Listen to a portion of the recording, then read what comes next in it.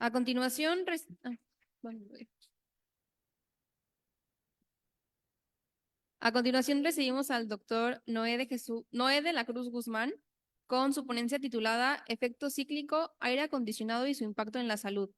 El doctor Noé de la Cruz es egresado de nuestra facultad, es voluntario asociado de Cruz Roja Mexicana desde hace 17 años, tiene diplomado en gerencia hospitalaria por estudios de posgrado en México, maestría en Administración de Sistemas de Salud por la Universidad Veracruzana, médico del Servicio de Urgencias de Cruz Roja Mexicana, Delegación Veracruz, exdirector de la Escuela de Técnicos en Urgencias Médicas de nivel básico de la Cruz Roja Mexicana, Delegación Veracruz Boca del Río, ex supervisor de Servicios Médicos de la Cruz Roja Mexicana, Delegación Veracruz, ex jefe médico operativo de los Servicios de Salud de la Cruz Roja Mexicana, Delegación Veracruz. Actualmente es coordinador de Dirección Médica de la Cruz Roja Mexicana y es miembro asociado del Colegio de Médicos del Estado de Veracruz. Cedo el micrófono al doctor Noé de la Cruz.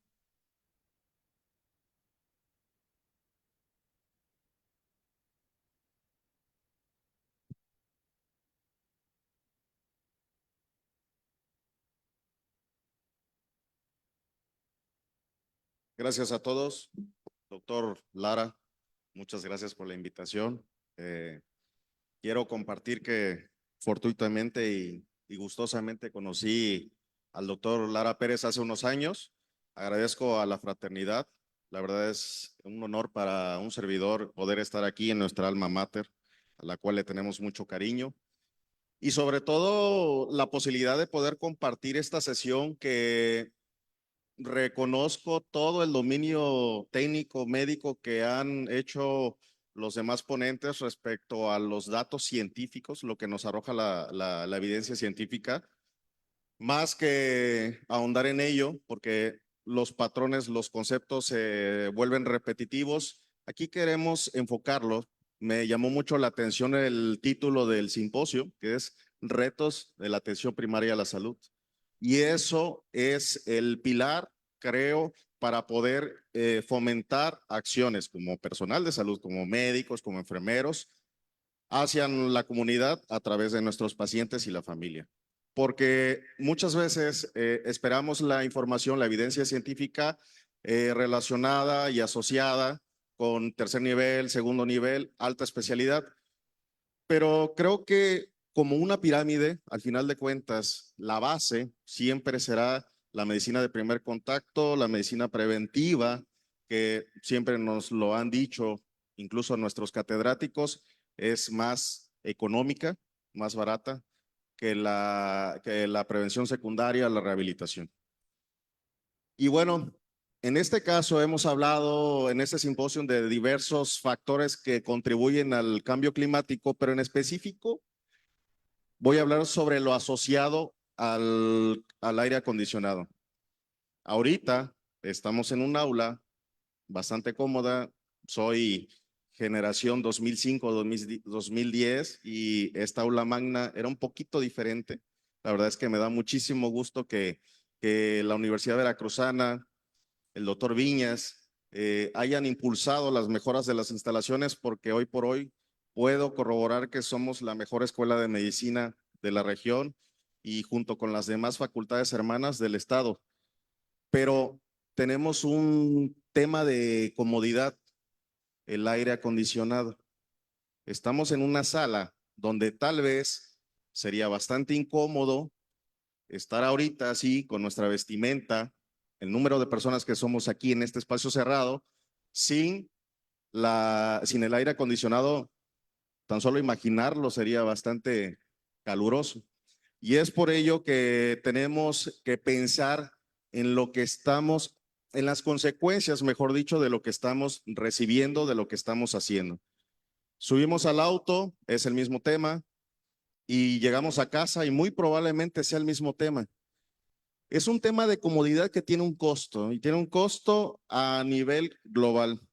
No hay conflicto de intereses de mi parte para esta sesión y me gustaría iniciar con algunas preguntas, conceptos que invitan a reflexionar, sobre todo un poco lo que comentaba el doctor Coria, el doctor Lara hace ratito. Ustedes, elementos en formación, médicos ya egresados y formados, todo es una decisión. ¿Somos médicos solamente de medicina? Es decir, solamente tenemos que limitarnos a los conocimientos, el ejercicio, la práctica y la capacitación médica. Hace rato dijeron una respuesta muy buena. Creo que todos coincidimos en que no debe ser así, porque un médico debe considerar todos los factores ambientales, todo el contexto del sitio donde se encuentra y ejerce la profesión y también aquellos factores que involucran al paciente en sí y a su familia.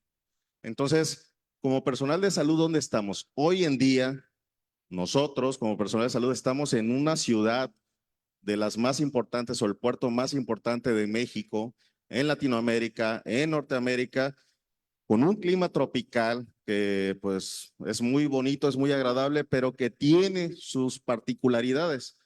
Y todo esto lo debo considerar porque seguramente si me voy a Canadá y tengo que atender a otros pacientes, el contexto sea totalmente diferente y tengo que considerar otras variables. Entonces, esta dimensión de todo lo que conlleva a que el paciente que tengo enfrente me va a relatar, eso es el ejercicio clínico, la relación médico-paciente. A través de la relación médico-paciente es que se genera un canal de confianza, ustedes lo van a hacer con sus pacientes y con base al canal de confianza el paciente te va a dar información para que tú integres un todo y le puedas dar una o ofrecer una mejora. Sin embargo, no todo debe ser, no toda la información debe de venir del paciente, a eso me refiero. Y esta frase la escribí así, la verdad es que quiere decir muchas cosas. Antes de ser médico, cualquiera de nosotros, también soy un ser humano más. El estudiar medicina, seguramente con nuestras familias lo hemos comentado, no genera inmunidad de primera instancia. Entonces, somos tan propensos como nuestros pacientes, como nuestros familiares, como nuestros vecinos, como nuestra comunidad, a cualquier agente que nos afecte en conjunto. Percibo igual que los demás desde antes de estudiar medicina, ahorita que estamos estudiando y posteriormente cuando ya tengamos ciertos años de experiencia, va a seguir eso. Eso es una intuición, es algo natural. Entonces, nosotros debemos de tener siempre presente que aunque muchas veces la transmisión de conocimientos y de algunas prácticas radican en lo empírico, dentro de ese empirismo siempre hay un poquito de evidencia y esa evidencia se puede tomar para someterla a un método científico y obtener datos concretos. Esa sería la utilidad de esta información. Libros, ahorita tienen su texto, la última edición de los que gusten y manden, fisiología, farmacología, microbiología, neumología, y en su momento nuestros catedráticos también tuvieron sus libros. Y quienes vengan después van a tener sus fuentes de información, sus libros, ahora digitales, creo la mayoría. Y esos libros fueron diseñados, esa información ha sido diseñada en un contexto que va evolucionando y va cambiando. Y no es que nos sirva lo pasado, por supuesto que sí. La información que nos dieron nuestros profesores en esta universidad, en cualquier espacio donde se forme recurso humano para la salud, sí sigue vigente. Algunas cosas posiblemente ya no, pero sí hay mucha información que sigue vigente, pero sobre todo hay muchos elementos que se van agregando al ejercicio. Por ejemplo, ahorita tienen dispositivos electrónicos. Hay un tema de abuso, incluso podríamos decir, de los dispositivos electrónicos, redes sociales, situación que a lo mejor hace 50 años no nos imaginábamos que iba a ser así. Entonces, con esa pregunta queremos hablar sobre este tipo de aporte que ha dejado la comunidad médica a lo largo del paso del tiempo. Pero todo es una decisión y lo decía así porque al final de cuentas yo decido qué es lo que voy incorporando.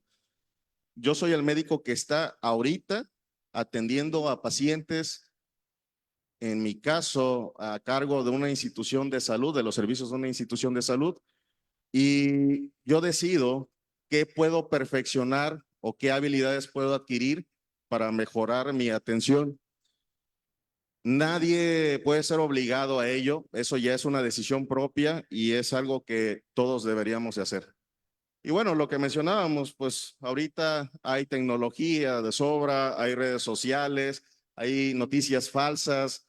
Ahora es cada vez más constante que surja alguna situación, se genera un contexto de alarma, muchas veces de pánico, de malinformación y esta información se distorsiona, a veces los medios no ayudan, hay muchos medios digitales ahora, fuera de los medios de comunicación tradicionales, hay muchos medios digitales, es fácil hacer un perfil, un blog y llamarlo Veracruz Noticias o lo que sea, y empezar a emitir información que no tenemos dimensionado porque es complejo.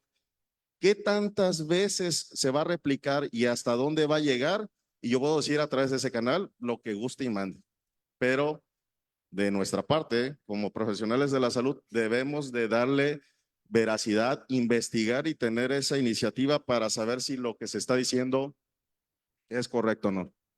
Dentro de los objetivos de esa charla, vamos a identificar factores asociados, esa es una palabra clave, a las patologías, entender los conceptos. Esto no voy a ahondar mucho porque ya lo hemos hablado en las sesiones, los gases, el calentamiento global, enlistarlos y cómo es que participan en nuestro desarrollo humano, comprender la importancia de un interrogatorio completo, correcto, entero, para que sea una atención integral y generar un sentido de actualización permanente respecto a nuestro contexto local, regional, global, etcétera.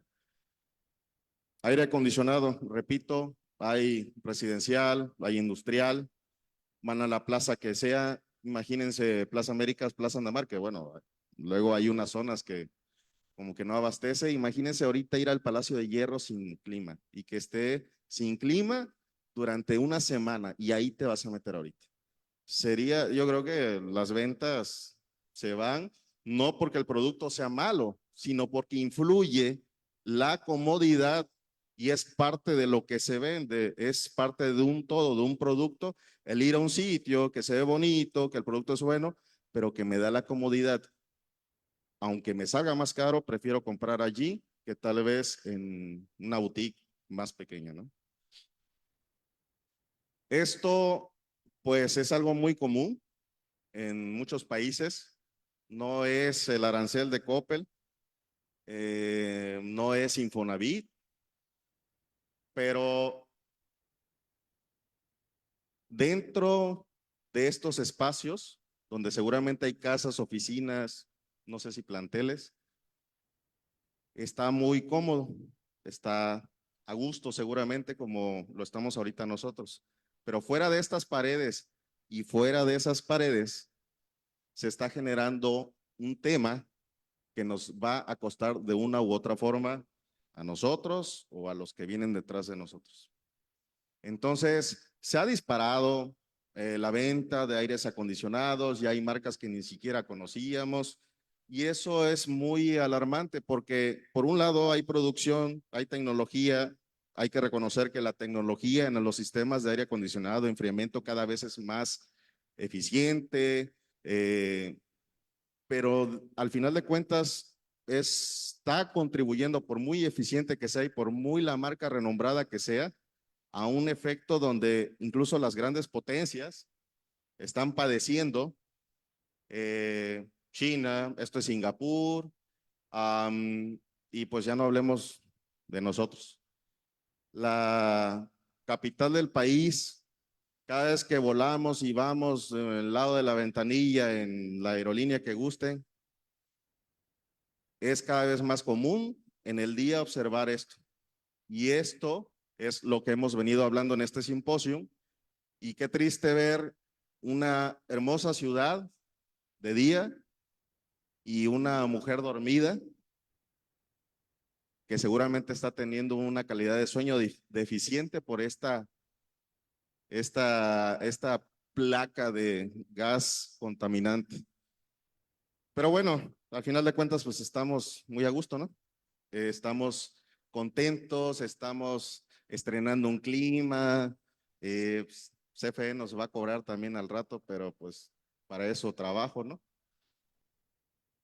Esto no lo voy a detallar, es solamente la diferencia conceptual de efecto invernadero y calentamiento global. A ver, aunque no existiera tecnología y el ser humano no fuera tan curioso, el efecto invernadero de por sí existe y se lleva a dar. El efecto invernadero es este fenómeno que ocurre porque de por sí existe el cúmulo de gases que generan una capa, por llamarlo de alguna manera, que de manera hermética redistribuye y no deja salir o liberar, por así decirlo, de la superficie terrestre el calor que emite la superficie misma y que viene del exterior a través de la radiación solar. Esto de por sí está. Esto es el efecto normal, como si fuera algo fisiológico del planeta Tierra. El problema radica cuando nosotros contribuimos a formar más gases, que se acumulen más gases, y entonces ahí es donde sí entra el término de calentamiento global que ya el doctor lo mencionó, y no es más que el aumento de la temperatura por encima del promedio en la superficie, en la región que gusten y manden, derivado de que esta placa se ha vuelto más gruesa, más densa y con mayor capacidad retiene el calor que se recibe del exterior y que se emana también del globo terráqueo. Entonces, son conceptos diferentes, pero de acuerdo a la ONU, en el 2020 se estimaban 3.600 millones de sistemas de aire acondicionado a nivel global, enfriamiento. Y se considera que para el 2050 van a existir 14.000 millones de sistemas, o sea, eso se va más de 3, 4 veces. Y por lo menos esto va a ser lo necesario para preservar lo básico, que son nuestros alimentos. Volvamos a casa. Imagínense llegar ahorita y que el refrigerador no esté o que no esté enfriando, pues tendríamos que generar algún tipo de mecanismo donde a lo mejor cosechamos de inmediato, cazamos de inmediato y lo ingerimos de inmediato por el riesgo de descomposición, ¿no? Al final son tejidos orgánicos.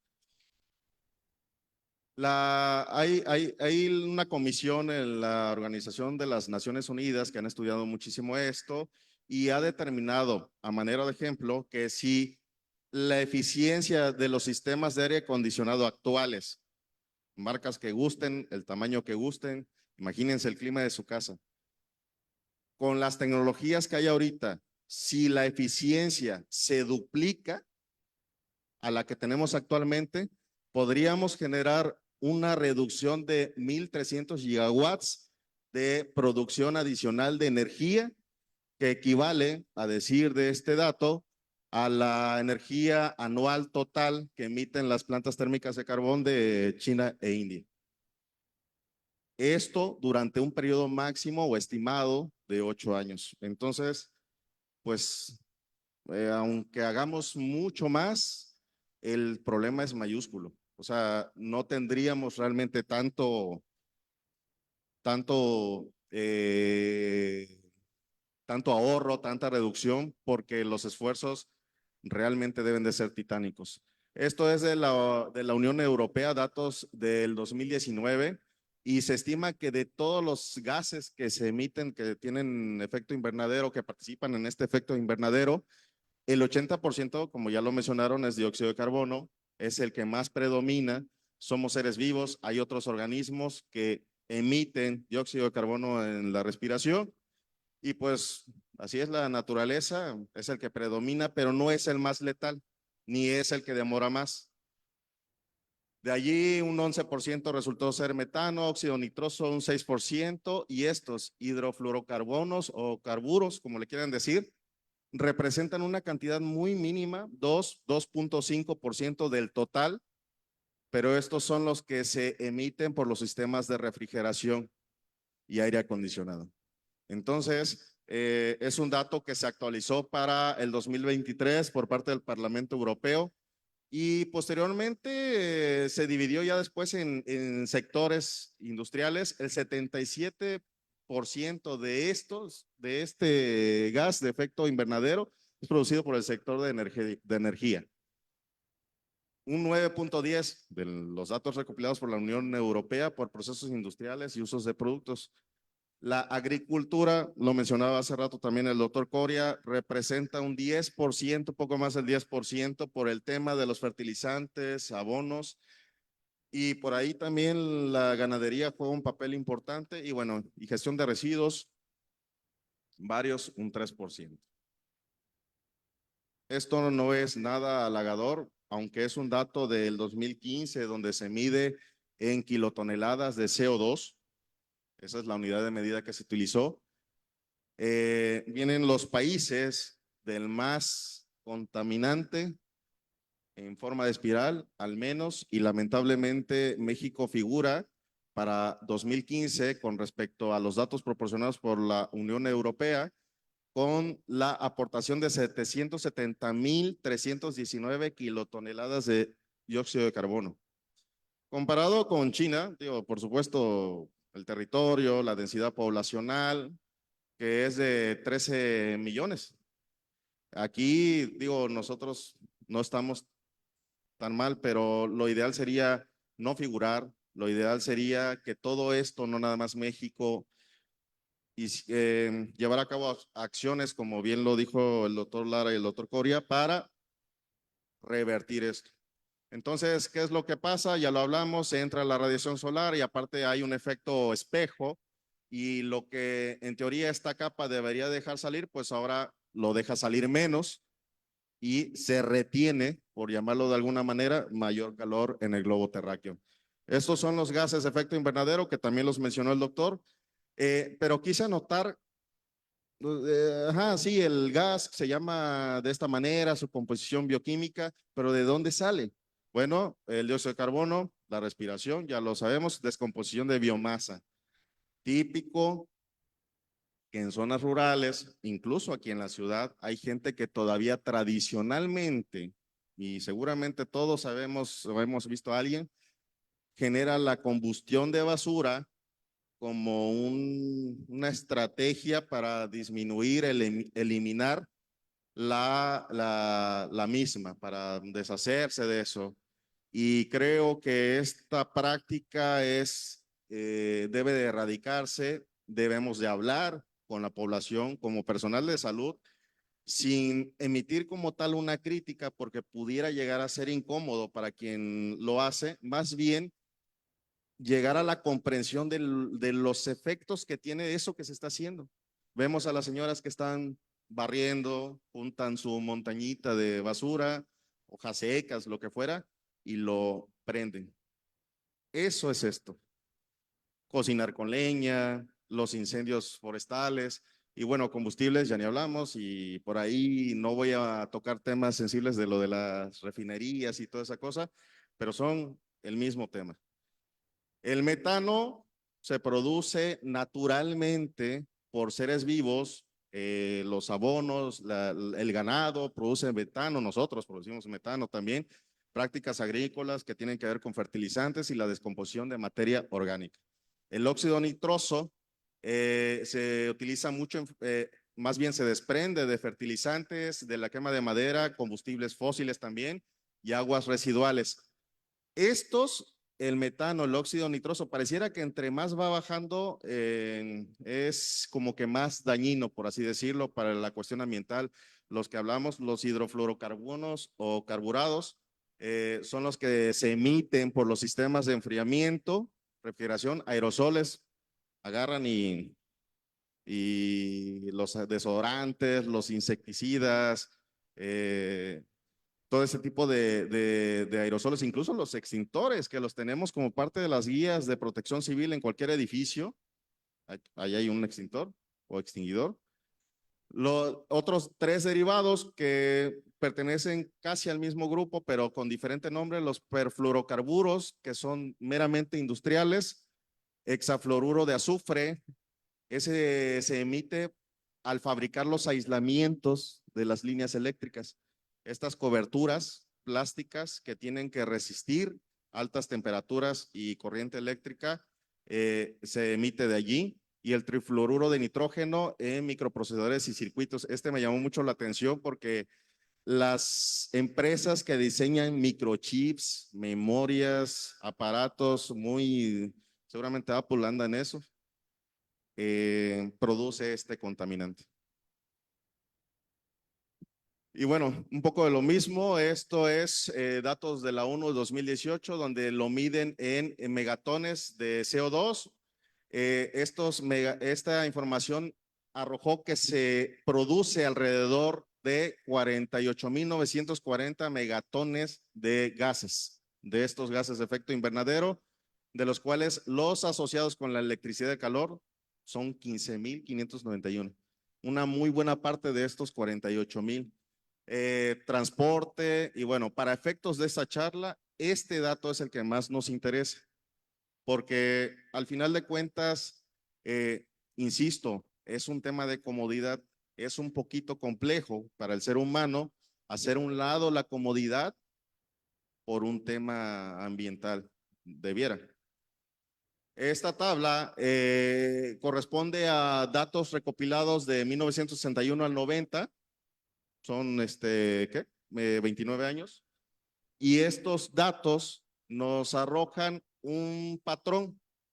Se observa que el promedio en esta primera gráfica, el promedio, la temperatura del planeta incrementó en ese periodo, por arriba de lo estimado. Al mismo tiempo, este incremento de la temperatura provocó que los casquetes polares, sobre todo en el hemisferio norte, el recubrimiento de hielo y nieve, disminuyera. Y al derretirse, el nivel promedio del mar, en general, los océanos, incrementó. O sea, calor, derrito hielo, nieve, lo frío, se convierte en agua y el nivel del mar subió 5 centímetros promedio. Y bueno, esta es una foto, nada más me gustó por el tema de la imagen. Esta es la Patagonia Argentina en 1928 y la misma imagen en 2004. Esto era hielo, era muy frío y pues ahorita seguramente ya podemos llevar un yate y ya no se va a quedar atorado porque ya hay agua, pero no es una buena noticia. Posiblemente la evolución misma y el rumbo que iba a llevar este planeta iba a ir hacia allá. El problema radica en que lo estamos acelerando. Bueno, se estima que en el 2090 1.000 millones de adultos mayores van a estar expuestos a ondas de calor. Seguramente ya empezamos desde ahorita. 800 millones van a estar afectados por sequías y 1.400 por inundaciones. Ahora, el aire acondicionado, por supuesto, hay una tablita interesante aquí adelante, genera un daño crónico al epitelio de la mucosa respiratoria principalmente, entre otros cambios. Hay que considerar a aquellos pacientes que ya tienen comorbilidades como el EPOC. El EPOC lo dividimos, enfisema pulmonar, bronquitis crónica, pacientes que han estado expuestos a biomasa, tabaquismo, etcétera. Y quienes tienen más 74 años o más, se incrementa el riesgo derivado o asociado a los sistemas de aire acondicionado. No hay que dejar atrás las alergias y el polen, porque de por sí son sustancias, partículas naturales que generan reacciones de hipersensibilidad. Y el problema radica en que hay estudios que comentan que le va peor, por decirlo de alguna manera, a las personas que viven en las zonas urbanas que a los que viven en zonas rurales, porque si bien es cierto, están el polen, los alergenos, en ambos escenarios, en el escenario urbano, esto se combina con gases de efecto invernadero. Entonces, esta asociación de un alergeno más el agente tóxico, vamos a llamarlo así, como lo es los que enlistamos, el metano, el dióxido de carbono, repercute más en la salud que aquel que está en la zona rural y no es que no tenga exposición a los gases de efecto invernadero, pero su exposición es más reducida. Entonces, aquí en las ciudades muy más acentuado por esta asociación. Los huracanes y tormentas facilitan la dispersión de alergenos aéreos. Hace rato el doctor Coria mencionaba sobre aeroalergenos, son estos. Y la lluvia y la humedad en casa, luego sucede que en casa tenemos alguna habitación donde no la ocupamos casi, entramos y huele a humedad, es la bodega donde guardamos todas las cosas, o tenemos una casa que casi no vamos y cuando vamos a ver tiene humedad. Bueno, Veracruz, así como lo dijo el doctor Lara, es una zona de muchos mantos acuíferos, pozos, y estamos, ya todas las construcciones, todo lo que vemos cuando agarramos nuestro vehículo y manejamos, por debajo hay cuerpos de agua todavía que generan o favorecen la humedad. Entonces esto hace que proliferen hongos, entre otros microorganismos, aumenten los casos de infecciones de vías respiratorias, sobre todo altas, y los pacientes que tienen asma, pues no se la ven bien. De aquí, de esta tabla, solamente quiero tomar, eso es un estudio de Chile 2021, que no nada más son el tema respiratorio, también hay otros en general por el cambio climático y todos los efectos nocivos de eso, alergias, enfermedades respiratorias, cardiovasculares, infecciosas y desnutrición. Esta me llamó la atención, las ondas de calor, desnutrición. Se supone o hay estudios que sugieren que cuando las ondas de calor o los climas tropicales, las zonas con temperatura elevada, eh, padecen como tal estos embates, la población tiende a hacer más uso, adquirir e instalar sistemas de enfriamiento. Calor, aquí seguramente Coppel y Liverpool y todo eso les va muy bien. A partir de febrero, marzo se incrementan las ventas. Y el tema es que estos sistemas de enfriamiento generan que las personas que están dentro de sus casas, de sus oficinas, no tengan la misma calidad de alimentación. Por eso hay un tema, una palabra muy importante aquí después de esto que dice malnutrición, y comamos lo que podemos conservar y lo que tenemos a nuestro alcance. Por lo tanto, se condiciona el hecho de que si yo tengo que sé que debo comer, no sé, vegetales verdes, carne, ir por el pescado, el marisco, el queso, lo que fuera, se antepone un tema de exposición al calor y habitualmente el patrón es quedarte en tu casa porque es más cómodo, porque hace calor, porque estoy a gusto en un ambiente climatizado, tal artificial, pero pues cómodo. Y entonces modifico mi ingesta, modifico mi alimentación y se favorece el sedentarismo. Entonces, el niño que está creciendo, pues ve que papá se queda ahí porque pues es más cómodo que salir, más ahorita, y aunado de eso no hacemos actividad física, no hacemos ejercicio. Entonces, por eso venía también acá arriba el tema de las enfermedades cardiovasculares. Pero bueno, se estima que entre el 2030 y 2050 existan alrededor de 250,000 defunciones asociadas nada más al tema del cambio climático. No voy a ahondar en cada una de las enfermedades infecciosas y bueno, ahí otorrino, neumo son los expertos, pero no hay que olvidar que están muy asociados a sistemas de ventilación, seguramente microbiología, parasitología lo han visto. Legionela, que es un bacilo gram negativo, que se deposita en aerosoles, en esporas, que hace rato hablábamos de los tamaños, micras sobre todo, entre más pequeñas sean, más fácil ingresan a nuestro árbol respiratorio, y Legionella tiene mucha afinidad por el aparato, el epitelio respiratorio, y Aspergillus micosis, por mencionar alguna, se favorece también su desarrollo. Aquí entra mucho el mantenimiento de los sistemas de aire acondicionado. Eso es demasiado importante. Incluso muchos lo subestiman o lo ven como un gasto innecesario. No, si vamos a tener un sistema de aire acondicionado, hay que darle mantenimiento por lo menos cada 6 meses, porque si no, estos compañeritos aparecen. Eh, Considerar a la población pediátrica. No es lo mismo exponer a un adulto que a un pediátrico. De entrada, porque su sistema inmunológico, entre más chico, peor, está en desarrollo. No tiene una competencia inmunológica como nosotros. Entonces, de entrada ya va perdiendo. Dos, hay menor superficie corporal y aumenta es mayor la frecuencia cardíaca, el gasto y el esfuerzo respiratorio.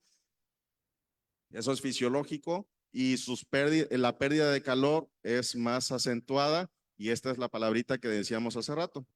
Hay un tema de malnutrición cuando se radica, se vive en contextos donde hay aire acondicionado. Si tuviéramos este clima, que estamos sintiendo ahorita, como en Jalapa, Orizaba, Puebla, en nuestro ambiente de Veracruz, muy posiblemente no iríamos tan seguido a la playa y seguramente íbamos a usar más nuestro closet con toda esa ropa que nos gustaría portar y no podemos, pero nuestra alimentación, nuestra convivencia sería un poquito diferente. Los sistemas de aire acondicionado también favorece el aumento de la caspa en los animales y para no ahondar más en esto, esto se vuelve también un alergeno. Y lo que mencionábamos del sedentarismo, ojo, no nada más es para pediátricos. El sedentarismo, por supuesto, nosotros lo vemos en nuestros hogares, también se favorece en adultos. Se promueve, lamentablemente, diciéndolo así, en adultos o entre adultos, en familias, precisamente porque es más cómodo para nosotros estar en un ambiente climatizado. Estos dos estudios son muy importantes, me llamaron mucho la atención, uno es chino y el otro es de Colombia, de 2016 y 2018 respectivamente, y los puse porque hablan sobre palabras claves. En el primero, en una población de una muestra de estudio de 10,000 individuos, encontraron una asociación entre factores ambientales y factores ocupacionales. Esto es muy importante porque entonces ya aterrizándolo a nuestros pacientes, me interesa a mí, proveedor de salud, médico, saber a qué se dedica y dónde pasa su día el paciente que estoy atendiendo. No es lo mismo un paciente que está así en oficina desde las 9, 8 de la mañana, y pues, como nuestras jornadas siempre nos dejan salir a la hora que decía nuestro contrato, estamos ahí todo este tiempo, incluso el periodo de comida allí. Incluso ya los sanitarios hasta tienen también clima. Y me interesa esta edad y los factores ambientales, esos no los puedo modificar. Si el paciente es aquí de Veracruz, pues ya tengo entendido que está o pertenece a un clima tropical, caluroso, humedad elevada, pero si estoy entrevistando a alguien de Ensenada, por ejemplo, de Tijuana, sé que el calor es más seco, la humedad es relativamente más baja y puede estar asociado a otros factores muy diferentes. Entonces, estos dos conceptos son muy importantes para la práctica médica. Y en este otro estudio, el colombiano, se habla de exposición, es decir, cuánto tiempo paso en contacto en este caso, con el aire acondicionado, con lo que me esté generando el daño, la asociación con esto. Y bueno, este concepto no es nuevo, habla también ya sobre riesgo ocupacional. Es decir, esa probabilidad que existe de alguna repercusión a la salud por mi oficio, por mi profesión, por mi trabajo. Esto para fines de seguridad social, pues bueno, es importante. En medicina legal, en medicina del trabajo existe este concepto. Es un concepto bastante sensible para las empresas, pero toda ocupación, toda profesión, sea desde la construcción, los que se dedican a la construcción, oficinas, la ergonomía, todo tiene un riesgo ocupacional. Y aquí hay que identificar si el paciente que yo estoy valorando, el que está frente a mí, cuál es su riesgo, qué tipo de riesgo tiene y qué es lo que le va a ayudar. Parte del estudio chino tiene un dato curioso. De la población que atendieron, 439 eh, identificaron repercusión a la salud por los sistemas de aire acondicionado en verano, en temporadas de calor, que es cuando más los utilizamos. Pero lo interesante es que entre menos exposición, entre mayor intermitencia, más afectaciones hay y entre más pase la persona bajo esa misma condición de frío o bajo el sistema de aire acondicionado, es menor la repercusión. Se considera que es un proceso adaptativo. El ser humano es adaptativo.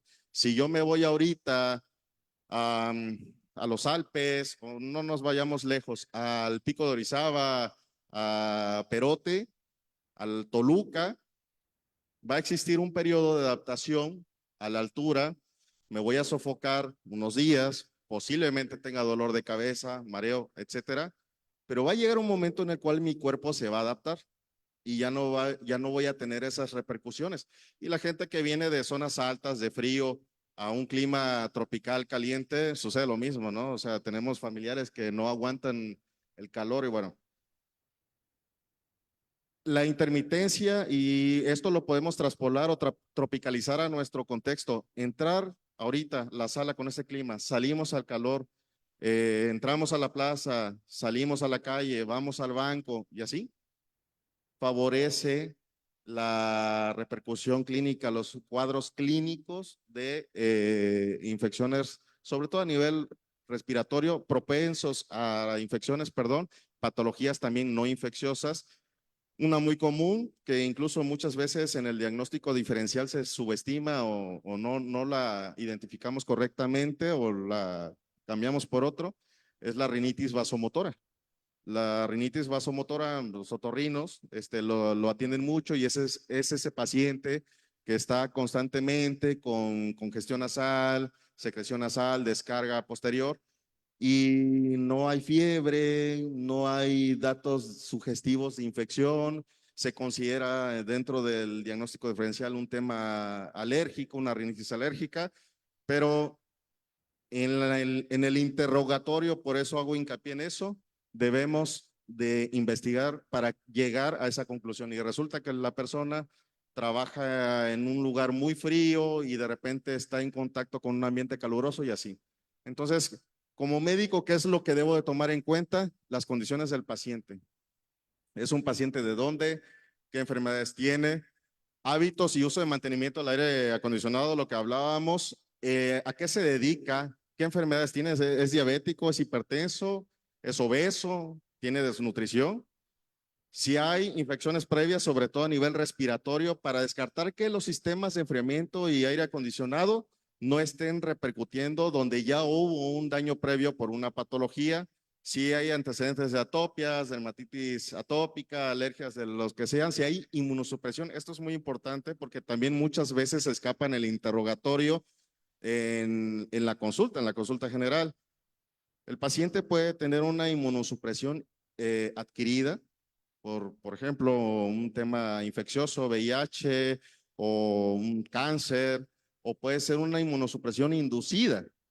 Es decir, a lo mejor el paciente tiene una enfermedad reumática y está con terapia con esteroides prolongada, está bajo quimioterapia o tiene terapia biológica.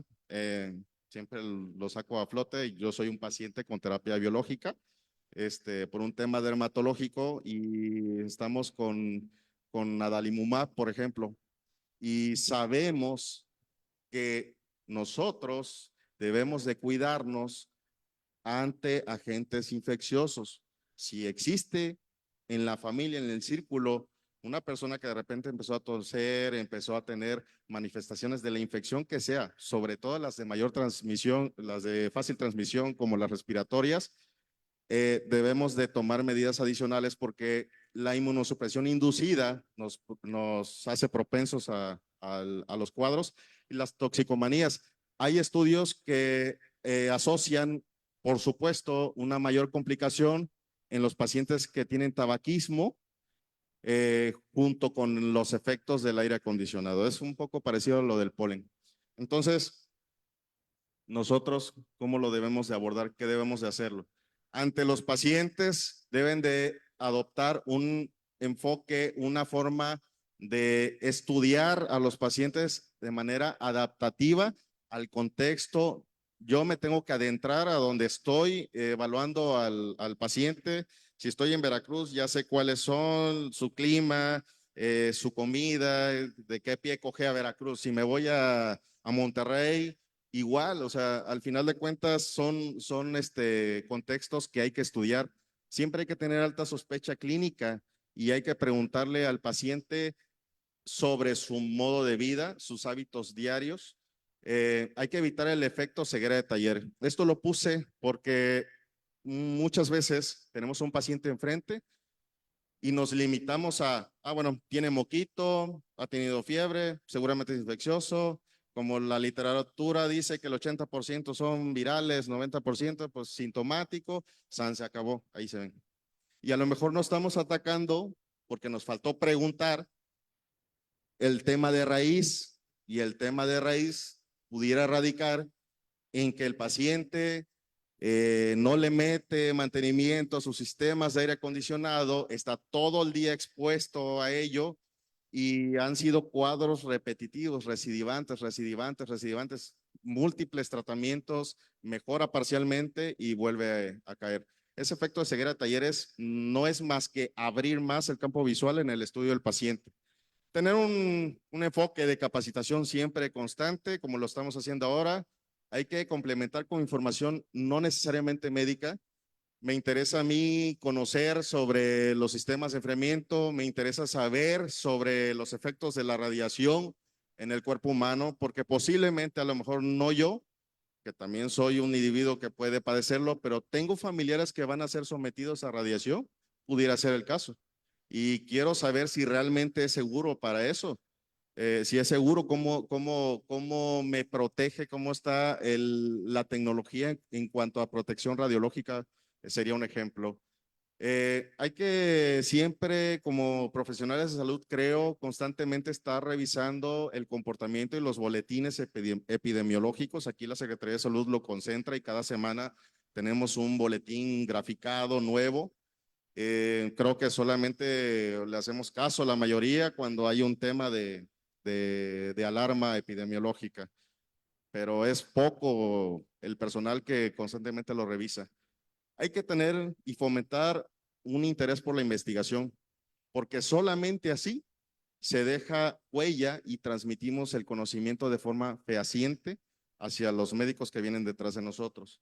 El interesarnos por la investigación hará que dejemos un aporte para que los médicos como ustedes, de ahorita, de mañana, nuestros hijos, nuestros nietos, tengan la evidencia que tuvimos nosotros, más la que les dejamos y puedan afrontar mejor con herramientas lo que les viene en adelante.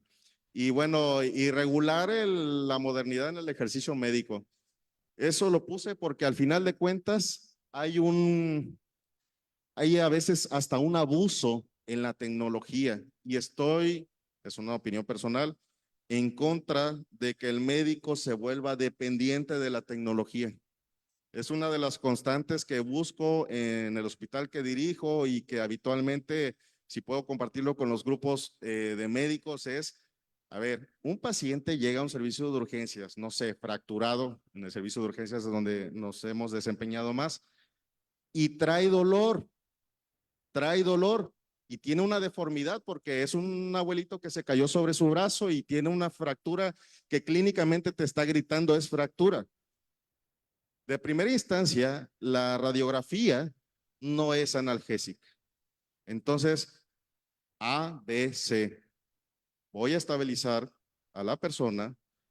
Si no compromete su vida, por supuesto, le voy a ofrecer analgesia para que esté más cómodo, cuidando las alergias. Y una vez ya estabilizado, cómodo e inmovilizado, hasta se pueden hacer férulas con cartón, con tablitas, vendas, todo eso nos enseñaron en su momento.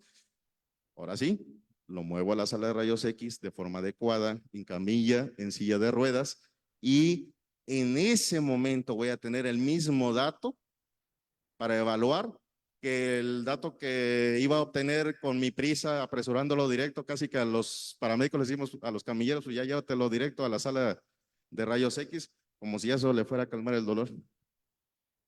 Entonces, bueno, a manera de conclusión, hay que tener siempre presente la asociación entre estos factores y los padecimientos derivados del aire acondicionado. Hay que entender cómo funcionan, hay que saber cómo interactúan estos factores, anticiparnos al comportamiento del medio ambiente. Aquí puse, por ejemplo, glaciares. Es triste saber la velocidad con la cual el glaciar Jamapa de nuestro Pico de Orizaba, tan emblemático y que nos estuvimos agarrando con los poblanos hace poco, está desapareciendo. Ya desaparecieron otros glaciares. Existían otros glaciares en el Pico de Orizaba. Las fotos, el histórico de gente que ha estado tomando fotos, ha documentado al Pico de Orizaba blanco, majestuoso, y hoy por hoy, si bien nos va, en las mejores temporadas de frío, de invierno, ahí medio le vemos todavía el Jamapa, que es la parte más bonita, que es donde te metes a YouTube, escalan los profesionales de alpinismo, pero está estimado que en un periodo menor a 10 años desaparezca. Y eso la verdad es que nos preocupa bastante ya aquí, Veracruz, Puerto, porque el río Jamapa, por donde pasamos hacia el Dorado, hacia la Riviera de Boca del Río, proviene de allá. Y si no sé si se han dado cuenta que cuando pasan el puente y voltean hacia Boca del Río, el bulevar, incluso ya hay como una playita, antes no existía eso. Yo me recuerdo de niño paseando con mis papás y yo pescaba ahí y yo veía mucha agua. Entonces, esas son señales que tenemos de forma inmediata aquí localmente.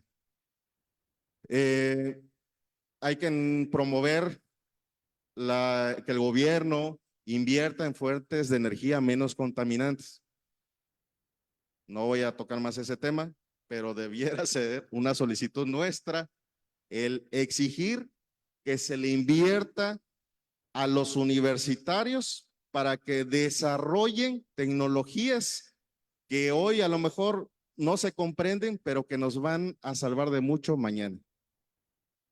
Y bueno, el paciente no solamente es un paciente con todo su contexto, en donde vive, con su familia y en su ciudad, con su calor, con sus alergias, es un todo. Y bueno, esta frase de desarrollar la habilidad necesaria para la obtención de información certera en la relación médico-paciente es decisión de cada uno de ustedes. Yo sé qué tanto quiero desarrollar mi habilidad para que obtenga la información que necesito. A lo mejor llegará alguien que rápido le da la receta y se acabó, le puede funcionar y te lo agradecerá. Y si no, va a ir con otra persona. Pero si yo a ese paciente le jalo el hilito y le jalo el hilito y le pregunto y todo eso, aparte de que se puede sentir más en confianza y mejor atendido, estoy desarrollando una habilidad para eficientar y perfeccionar mi metodología diagnóstica. Y bueno, me despido con esto para la reflexión. La verdad es que tenemos que aprender de lo que nos está pasando. No, no tenemos, creo, una segunda oportunidad. Como bien dijo el doctor, no tenemos un segundo planeta. Así que gracias a todos por su atención y quedo para sus dudas, comentarios.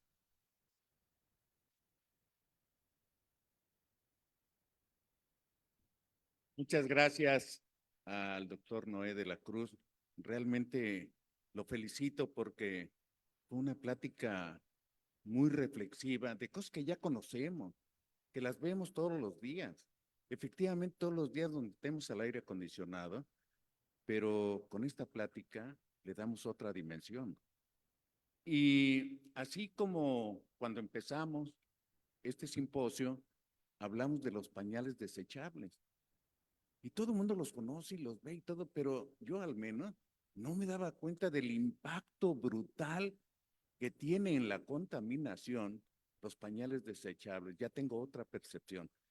Quiero felicitarlo también porque me hizo recordar, yo me dedico a ver pacientes con problemas respiratorios y posiblemente voy a cumplir 50 años de médico, ¿no? Entonces, he visto algo de eso. Y posiblemente la rinitis sea el padecimiento más frecuente, más popular a nivel mundial. Lo hemos hecho parte de nuestra vida y pocas veces nos ponemos a pensar qué tanta relación tiene con el aire acondicionado. Entonces, yo creo que es un tema de reflexión. También me hizo recordar, hace un tiempo en la Sociedad de Neumología, presentamos el caso que ameritó una investigación porque de repente unos niños en Estados Unidos, dos hermanos que compartían una recámara, uno de ellos hace una neumonía y llega al hospital. Y entonces se le hace el diagnóstico de neumonía y vemos que no evoluciona bien. Y no evoluciona bien, ¿qué es lo que está pasando? Y en esta estábamos cuando dijeron, bueno, ¿y el hermano cómo está? Al hermano lo acostaron en la cama que tenía el enfermo porque era una cama más cómoda, pero tenía como característica, ya claro, se supo después de la investigación, que daba directamente a la ventilación del aire acondicionado. Ahí le llegaba exactamente y esa recámara estaba totalmente hermética porque le pegaban los vientos y evitaban de esa manera no abrir la ventana para que no alterara ahí la habitación. El hermano hizo una neumonía también cuando lo cambiaron, también enfermó y hizo una neumonía y ambos tuvieron aspergillus y es algo verdaderamente infrecuente que no sé si el doctor Coria quiere comentar de eso. Claro que sí, ya sabía que me ibas a...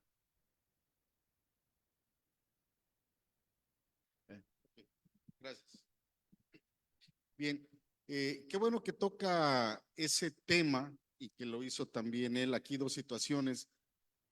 No sé si se recordarán que ya tiene rato, unos cuantos años, quizá más de 10 años, hubo dos brotes, un brote en Cancún y otro brote en Acapulco, en los hoteles 5 estrellas, para variar. En Acapulco hubo un brote exactamente por aspergillus, en los que llegaron a vacacionar en el Spring Breaker, ¿sí? En 2 o 3 hoteles de Acapulco tuvieron un brote asociado a aspergillus por el aire acondicionado contaminado. Y no recuerdo si fue Cancún o fue Los Cabos, hubo otro brote también, pero ese fue asociado a micoplasma, también por el aire acondicionado, ¿sí? Y entonces, pues bueno, esto deja ver que el aire acondicionado nada más es tenerlo, también hay que darle mantenimiento, ¿sí? Y bueno, aparte de eso, no lo escuché, perdón si lo comentó, pero hacia adentro, los que tenemos aquí, pues generan friecito. Los que tenemos en los mismos hoteles o en las casas que mostró usted en la foto, hacia adentro generan airecito, hacia afuera generan calor. Claro. Y tiran agua. Tiran agua. Me suena muy interesante. Perdón, maestro, llévale el micrófono, por favor. Gracias. Gracias.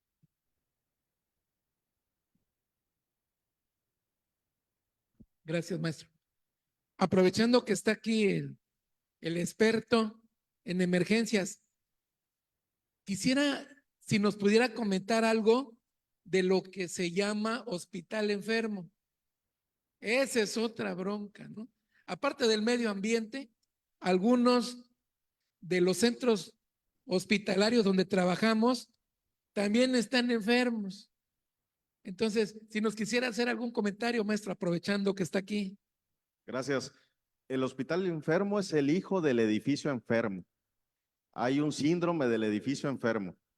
El síndrome del edificio enfermo, haciendo a un lado el hecho de que es hospital o no, no es más que un escenario donde un grupo de individuos comparten un mismo espacio, comparten sistemas de agua, sistemas de enfriamiento, y donde están compartiendo también diversos cuadros clínicos que se pueden asociar en su sintomatología, en tiempos de evolución, de tiempos de inicio, y obviamente la evolución también depende de cada uno de ellos, pero tropicalizándolo al hospital, ahora sí, a un hospital enfermo, lamentablemente no escapamos en nuestro país de patologías y de escenarios que se desprenden donde adicionalmente por el hecho de ser hospitales se concentran microorganismos o agentes infecciosos. Hablábamos de legionela, por ejemplo,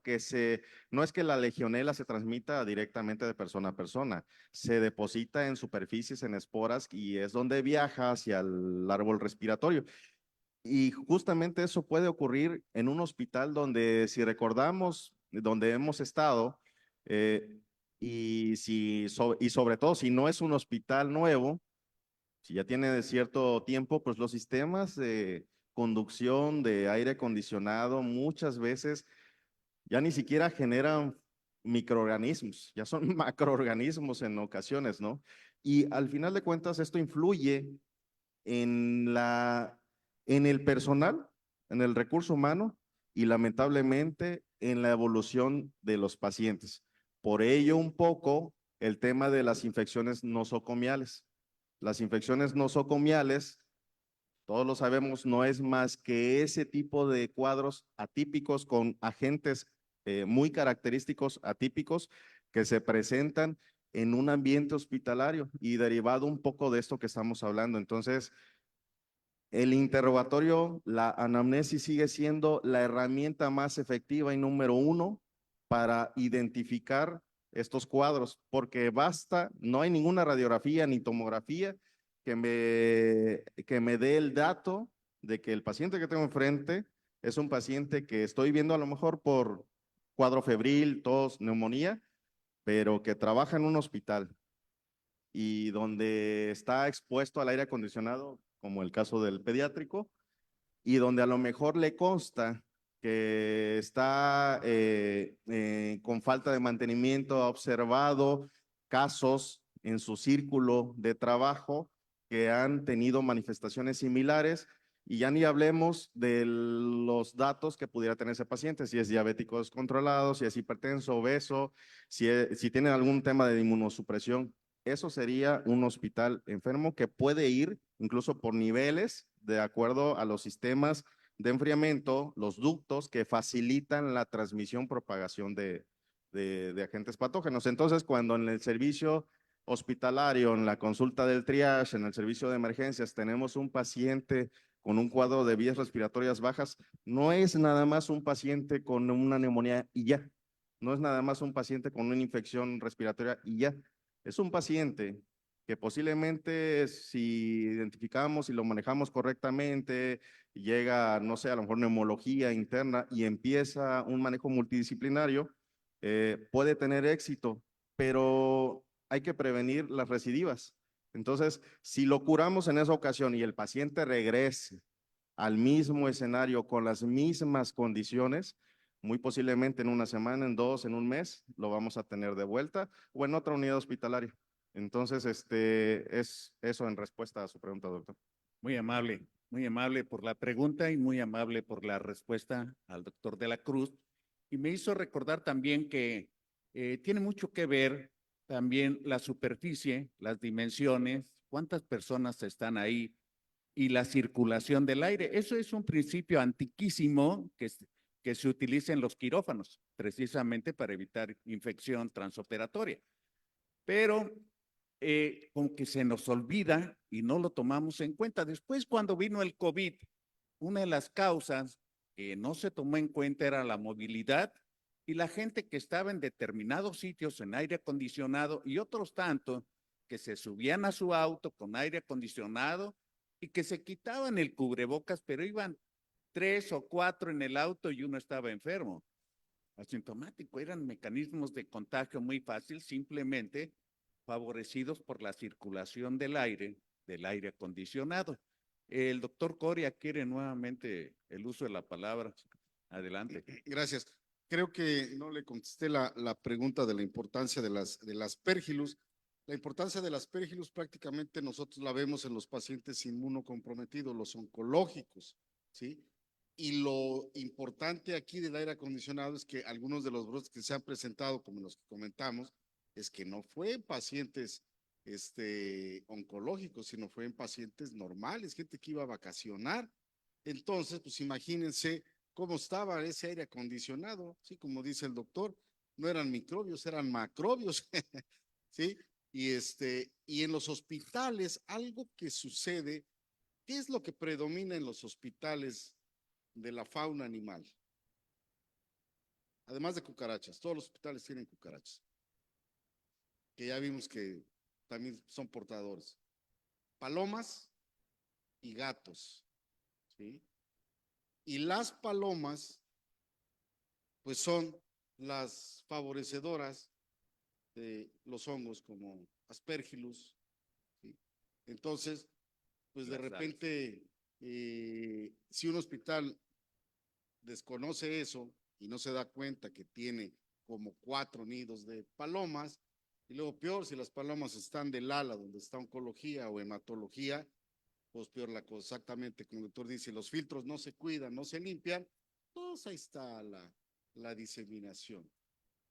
Muchas gracias, doctor Coria. Iba a hacer un comentario que no me atreví porque a lo mejor no era oportuno, pero cuando mi tío José Luis Lara González fue director del Hospital General, me invitó a su toma de posesión, hicimos un pequeño recorrido. Y haciendo un vistazo rápido que hice, le dije, oye, ¿qué vas a hacer con los aires acondicionados?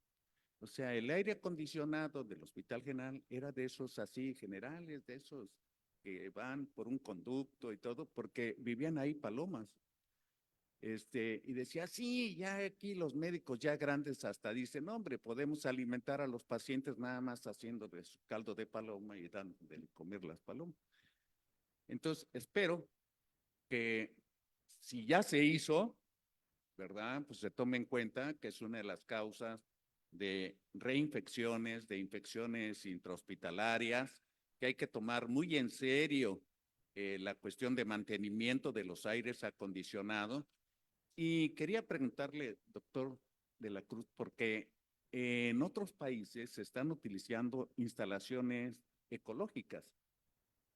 ¿A qué me refiero con esto? Instalaciones que utilizan muy poca energía eléctrica para la luz, que tienen celdillas solares, que tienen ventanales muy amplios y entonces, pues, si estamos en el día, ¿qué necesidad hay de utilizar luz? Pero resulta que incluso nosotros mismos, con la luz del día y pudiendo ver bien, encendemos la luz. Eso también contamina, pero estas instalaciones o construcciones ecológicas tienen un sistema de ventilación. Ese sistema de ventilación necesita un estudio por ingeniería, me imagino, ambiental, en el cual captan las ondas de aire o los flujos de aire y los hacen circular en toda la habitación con una especie de filtro. ¿Usted sabe algo de eso? Tengo realmente muy poco conocimiento respecto a ese tipo de tecnologías, pero lo que sí le puedo compartir es el hecho de que estos filtros que se han instalado, digo, todo obedece a un esfuerzo en las tecnologías, parte de lo que comentábamos en la charla, eh, pero los filtros tienen diferentes características y atrapan diferentes sustancias, microorganismos. Hay algo que se llama grado médico. Entonces, para que un aparato, un dispositivo sea grado médico, tiene que cumplir con ciertos requisitos. Y al final de cuentas, digo, posiblemente no estemos hablando de un contexto hospitalario, pero el mecanismo posiblemente sea similar. Y aunque se utilice las corrientes de ventilación para favorecer una ventilación en un espacio determinado, al final de cuentas el aire exterior debe de ser filtrado porque hay partículas que se atrapan en cada uno de los filtros. Por lo menos son filtros de polen, de polvo, filtros de humedad, filtros de aceite, o sea, filtros grasos que incluso cuando se retiran están grasos, literal. Y algunos mejoran la temperatura del aire, de acuerdo a lo requerido. Esto lo sabemos porque en el hospital en el que estoy hemos instalado ese tipo de ductos la ventilación y más aún en compresores hacia los pacientes donde tenemos que proporcionar aire de grado médico. Pero yo creo que el mecanismo, digo, en lo que poco que pudiera aportar es similar en este caso. Muy amable. Quiero completar de que ya desde hace mucho tiempo los tipos de construcción contienen y ejercen un ambiente un poco natural, pero hablando de la conservación del aire, de la temperatura ambiental y todo, nada más tienen que ir al centro donde hay piedra muca, construcciones de piedra muca, y ya no digamos el castillo de San Juan de Ulúa, y toman la temperatura en el exterior y toman la temperatura dentro, es terrible. O sea, es bastante bajo en grados. A lo mejor tenemos que cambiar nuestra idea de construcción. Hay paredes que son también, ¿cómo se llama? Termorreguladoras, y tenemos que cambiar. O sea, el cambio climático no solamente depende de las acciones de conservar la naturaleza, sino que tenemos que cambiar nuestra forma de vivir, nuestro hábitat, tratar de que lo hagamos menos alergénico, más sostenible, etcétera, toda esta serie de cosas, incluyendo la importancia que tiene la convivencia, nuestra vida diaria con el aire acondicionado. Yo quiero felicitarlo. Muchas gracias por su plática y con esto cerramos las actividades del día de hoy. Muchas gracias a todos y hasta mañana.